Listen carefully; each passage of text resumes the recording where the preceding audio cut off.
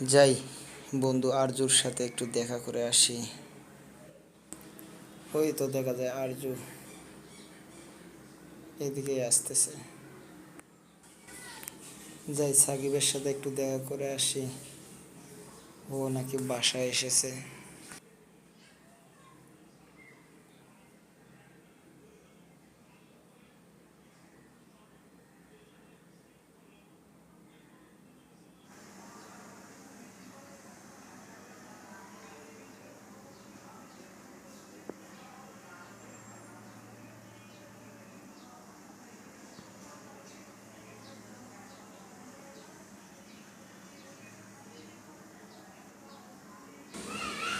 কি রে মুক্তিযোদ্ধার নাতি কোটা, তোর দাদা হচ্ছে মুক্তিযোদ্ধা, তোর বাপ হচ্ছে প্রথা, আর তুই হচ্ছে কোঠা। এলাকার লোক সবাই তোদেরকে কোঠা বলেই ডাকে। দেখ বন্ধু সাকিব, তুই কিন্তু ইতিমধ্যে আমাকে অপমান করতেছিস। তুই কিন্তু আমার সাথে এমনটা করতে পারিস না, আর আমি তোর তো বন্ধু। আমি না বললে কি হয়েছে, এলাকার লোক সবাই তো তোকে কোঠা বলেই ডাকে। শেষ দেশে কি হাওয়া বইছে, কোঠা প্রথার কবর দে।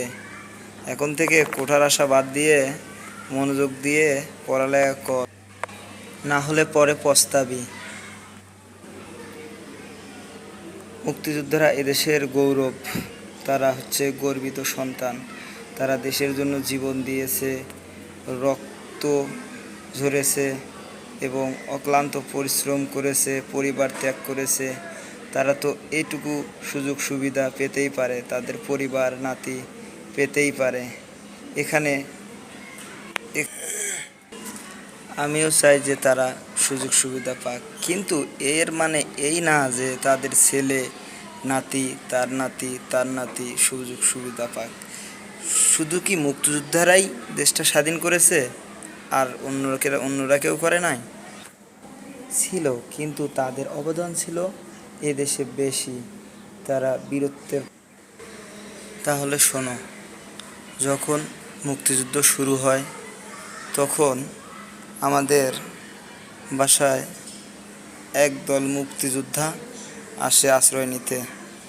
সেই সময় আমার আমার দাদি তাদেরকে নিজের ছেলের সন্তানের মতন আগলিয়ে রাখে এবং খাবার, মুরগির বাসা থেকে মুরগির ডিম সব, এমনকি অনেক দিন তাদেরকে সেখানে খাওয়ায়।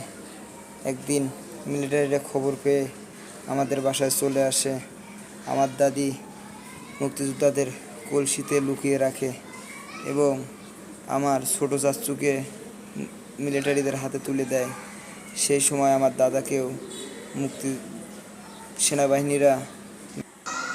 এরকম হাজারো পরিবার, হাজারো প্রিয়জন, হাজারো মানুষের পরিশ্রম, সেবা, মেধা মিশে আছে, হাজারো পরিবারের আর্তনাদ মিশে আছে এই মুক্তিযুদ্ধের পেছনে।